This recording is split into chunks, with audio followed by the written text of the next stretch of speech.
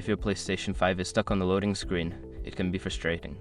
Follow these steps to troubleshoot and potentially resolve the issue. Step 1. Restart the console. Turn off your PlayStation 5 completely by holding the power button until you hear a second beep. Wait a few moments, then turn it back on to see if the issue persists. Step 2. Boot into safe mode. To access safe mode, turn off the console and press and hold the power button until you hear a second beep about 7 seconds. Connect a controller via USB and press the PS button to enter safe mode. Step 3. Rebuild database. In safe mode, select the option to rebuild database.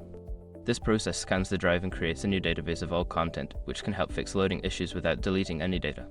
Step 4. Update system software. While in safe mode, choose the option to update system software. Ensure your console is connected to the internet or use a USB drive with the latest update. This can resolve bugs that may cause loading problems. Step 5. Initialize PS5. If the previous steps do not work, you may need to select Initialize PS5 in safe mode. This will reset your console to factory settings, so back up your data first. This step should be a last resort.